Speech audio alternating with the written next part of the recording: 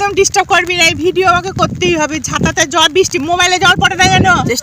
ও মাই god, যা না, দাঁড়া, আমার সাথে যাবি তুই।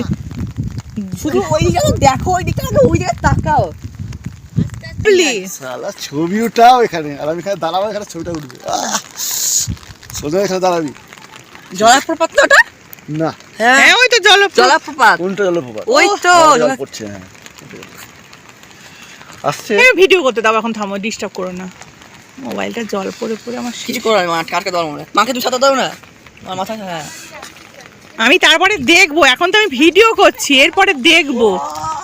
India's grand canyon, this is India's grand canyon. পাথুরে রাস্তা, রাস্তা থেকে থেকে হেঁটে ঠিক পৌঁছে যাবে। জলপ্রপাত ওইখানে জলপ্রপাতও আছে। ও ঘুরতে দেখা যাচ্ছে। ছবি পরে, এখন ভিডিও করছি। শোনো, টাকা তো। হ্যাঁ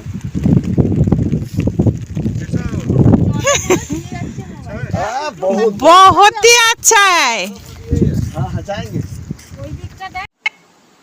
নমস্কার, শিলং ভ্রমণের প্রথম দিনেই আমরা চলে এসেছি ল্যাটিয়াম ক্যানিয়নে, যেটাকে ভারতের গ্র্যান্ড ক্যানিয়ন বা ইন্ডিয়ান গ্র্যান্ড ক্যানিয়ন বলা হয়।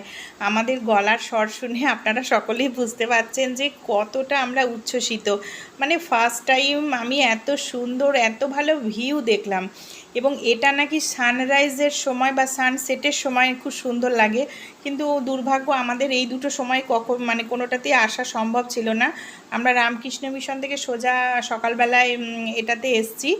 তো প্রচণ্ড বৃষ্টি হচ্ছে, তার সঙ্গে এত উচ্চতায়, মানে 5,500 ফিট উঁচুতে প্রচণ্ড ঝোড়ো হাওয়া, আর ক্ষণে ক্ষণে এর রূপ বদল হচ্ছে। কখনো মেঘ ঘিরে যাচ্ছে, কখনো মেঘ পরিষ্কার হচ্ছে, জলপ্রপাত ঢেকে যাচ্ছে। মানে সে যে কী অপূর্ব দৃশ্য, সে না দেখলে বোঝা যায় না। আমার মনে হয় আমার চোখ সার্থক, জীবন সার্থক, মানে পয়সা খরচটাও সার্থক। এত সুন্দর জায়গায় এসেছি, মানে ভাবতে পারছি না। আমাদের ভীষণ ভালো লেগেছে। আর এই যে একটা বেড়া দেয়া আছে, ওর নিচেই কিন্তু 1000 ফুট গিরিখাত। তো ওখানে যাওয়া নিষিদ্ধ। এই যে সকালবেলায় চা বিক্রেতা ঠান্ডায় চাও বিক্রি করছেন। এখানে না ভীষণ দাম জিনিসপত্রের, সে কথায় পরে আসছি।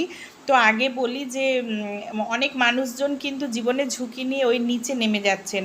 আমাদের লালটুও কম কিছু না, ও সব সময় সোনুকে টানাটানি করে যে নিচে যাওয়ার জন্য, জলপ্রপাতের কাছে যাওয়ার জন্য। আমার সাথে তো সব সময় ঝগড়া লেগেই যায়, কিন্তু ওই সোনুকে বাঁচানোর জন্য তখন লোকের সামনেই আমি ঝগড়া লাগিয়ে দিই, কিছু করার থাকে না। এবারেও সোনুকে টানাটানি অনেক করেছে, কিন্তু আমি যেতে দিইনি। আমি বলেছি তুমি যেতে হয় যাও, ও যাবে না। মানে ভয়ঙ্কর, ওই বেড়াটা যদি ফসকে যায়, মানে বেড়াটা যে কত বছর ধরে আছে তার ঠিক নেই। আর সেটা নিচে মানে কয়েক হাজার ফুট গিরিখাত, আর সেটা কিছু দেখা যাচ্ছে না, মানে শুধু মেঘে মেঘে ওটা ঢাকা। তো যাই হোক, ওই যে দূরে দেখছেন ওখানেই আমাদের গাড়ি দাঁড়িয়ে আছে। অতটা পথ আমরা হেঁটে এসেছি। এখানে হাঁটাটা এমনি কোনো কষ্ট নয়, বৃষ্টি হচ্ছে ঠিকই, কিন্তু কাদা নেই কিন্তু।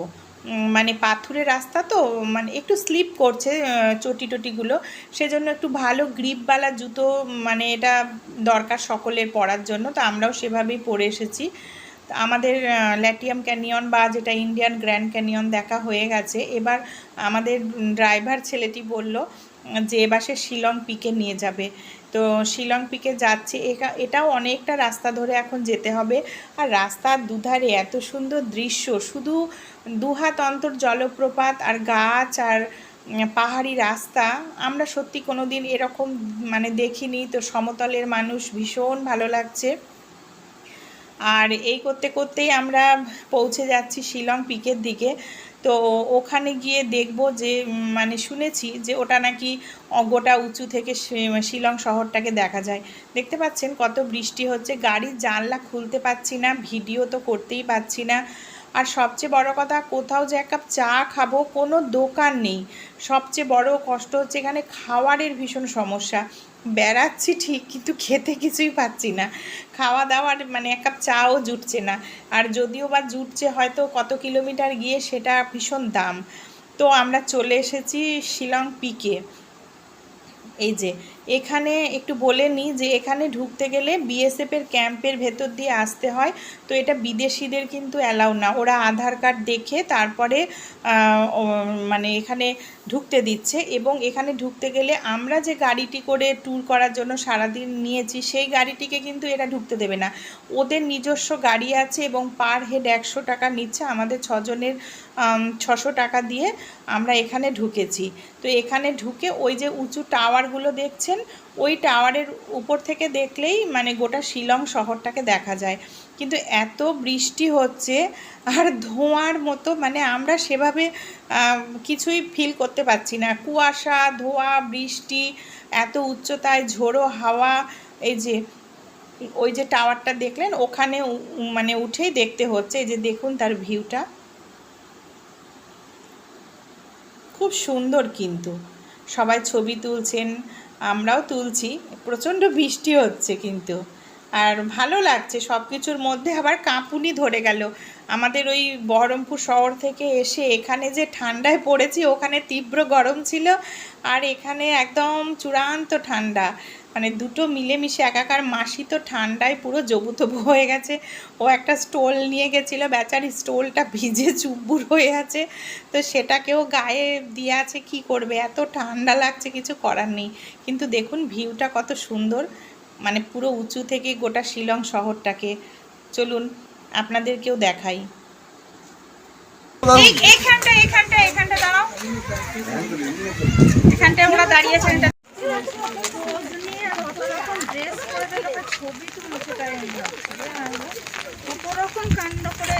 আবার ওরা সব এমনি ভিজছে কতক্ষণ ধরে। এই ছেলে মেয়েটাকে দেখ কতক্ষণ ধরে ওদের উৎসাহটা দেখ। আমি দেখছি তো, ক্যামেরা নিয়ে এসছে তার জন্য ওদের ফটোটা আমি তুলে রাখলাম আমার ক্যামেরায়। ফুলগুলো কি সুন্দর না, ফুলের এটা কাছ থেকে তুলে।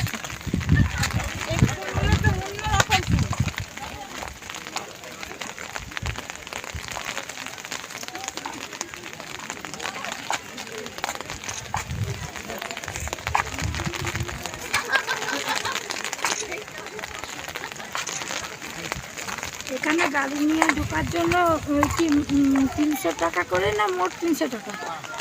300 300 600, আমাদের 300 তো 300। হ্যাঁ আমি তো জানি না, জিজ্ঞেস করে নিচ্ছি। হ্যাঁ দেখি এখানটা গাছগুলো একটু ভিউ নি, কি সুন্দর ভিডিও গাছগুলো। তোর বাবা আমার তো তুললামই না, তোর এই ঘুরিয়ে মেছিয়ে করে আর ঘুরিয়ে বলে ছোট হয়ে যায় ছবি, আর ভালো লাগে ছবি নর্মাল ঠিক। এটা উঠবা